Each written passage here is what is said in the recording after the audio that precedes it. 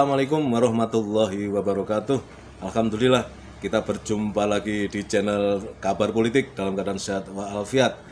Dan pada kesempatan ini saya sudah menyiapkan beberapa bahan dari Facebook, status-status teman istimewa saya di Facebook ya, yang biasa membuat status yang menarik, yang saya ambil untuk bahan di channel ini ya. Karena saya selalu mengatakan bahwa ini adalah channel Kabar Politik, adalah channel kaki lima ya.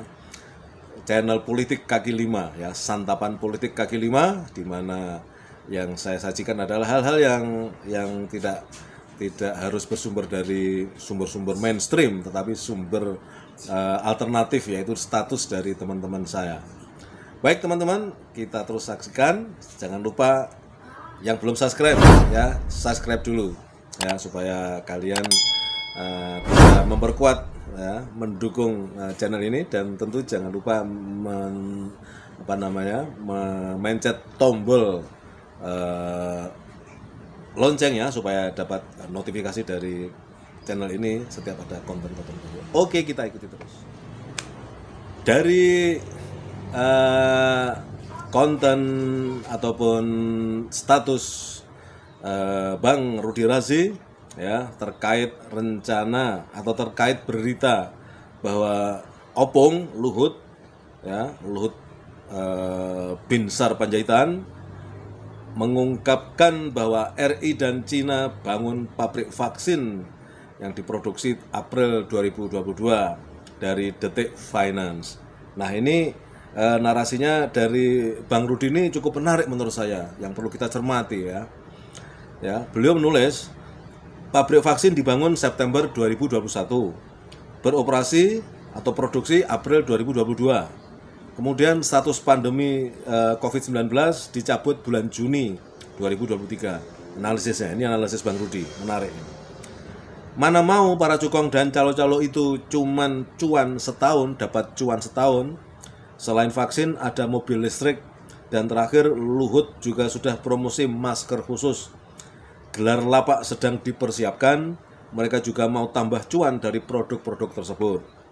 Prediksi saya, maksudnya Bang Rudi Razi, antara pasca coblosan tanggal 14 Februari 2024 dan jelang puasa pertengahan Maret 2024 akan diberlakukan darurat pandemi lagi. Selain jualan-jualan itu, pemberlakuan darurat pandemi digunakan mereka untuk: 1. Membatasi kegiatan ibadah kaum muslimin di bulan Ramadan. 2. Agar bebas menjalankan siasat kecurangan Pilpres.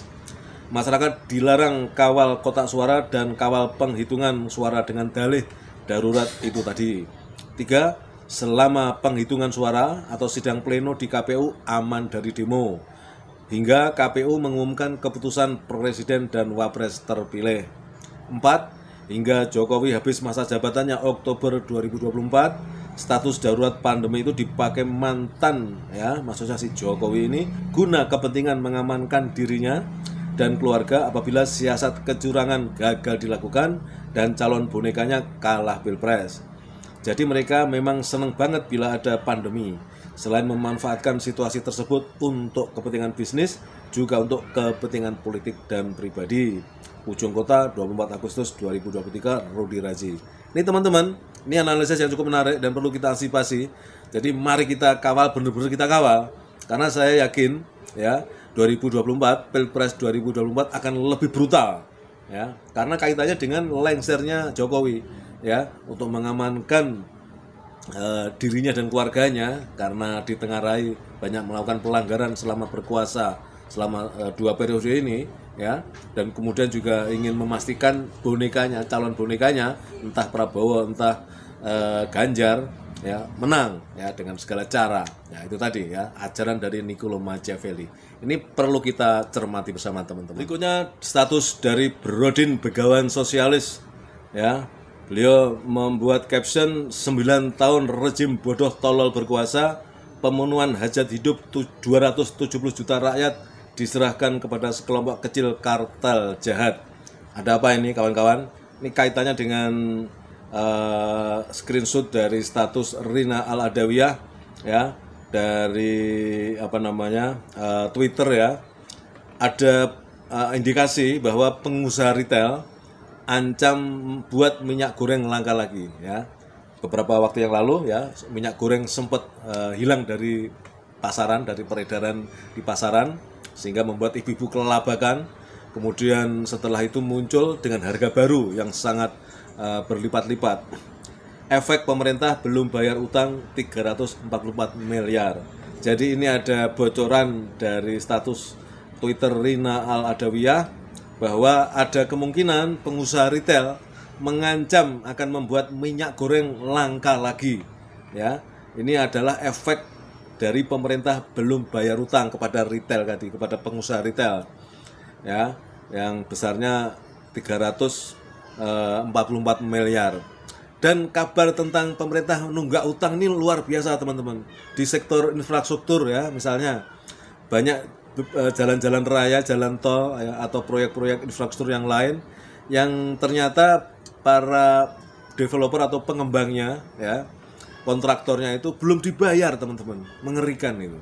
Ya, sementara mereka dikejar-kejar oleh bank ya, karena mereka juga modalnya dari pinjaman bank ya. Tapi setelah proyek selesai ya, pemerintah tidak atau belum mengucurkan dananya, biayanya itu yang sudah dihabiskan untuk proyek-proyek infrastruktur. Mengerikan ini. Nah, ini sekarang di sektor yang terkait dengan sembako ya, salah satu poin atau salah satu unsur dari 9 bahan pokok yaitu minyak goreng ini ada indikasi mau dilangkakan lagi teman-teman. Karena apa? Ya, beda dengan zaman Orde Baru dulu ya. Pemerintah benar-benar memastikan mengontrol kebutuhan pokok rakyat. Kalau sekarang pemerintah lepas tangan, semua diserahkan kepada mekanisme pasar yang artinya juga terserah bagaimana para pengusaha eceran retail itu mendistribusikan kebutuhan-kebutuhan itu. Yang artinya bahwa ya terserah mereka. Ini mengerikan. Rakyat dibiarkan seperti itu saja. Ya, jadi ini sesuatu yang harus kita waspada. Berikutnya dari Bang Denny Indrayana, Profesor Dr. Denny Indrayana yang sekarang bermukim di Melbourne. Ya, beliau membuat status di akun Facebooknya, jangan salah kaprah, jangan sesat logika. Yang harusnya dibubarkan bukanlah KPK, tetapi mereka yang secara terencana dan sistematis melumpuhkan dan membunuh KPK. Presiden Jokowi dan semua kekuatan korup termasuk oligarki dan kroninya harus bertanggung jawab karena bersama-sama telah melakukan pembunuhan berencana kepada KPK. Hukumannya menurut Profesor Denny Indrayana seharusnya adalah mati.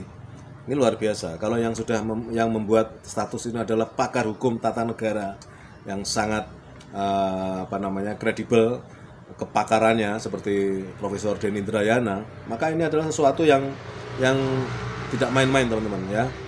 Betapa KPK di era rezim ini digunakan sebagai kendaraan politik ya.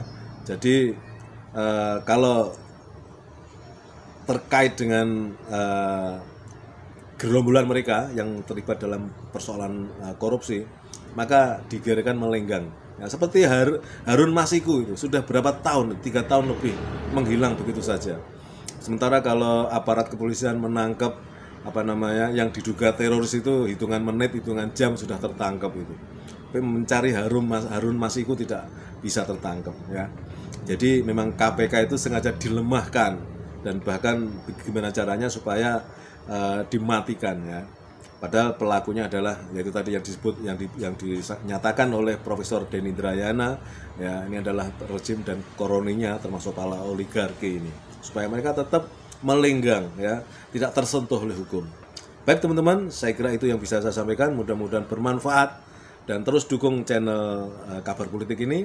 Sekali lagi bagi yang belum subscribe silahkan subscribe, jangan lupa tekan tombol loncengnya. Terima kasih. Assalamualaikum warahmatullahi wabarakatuh.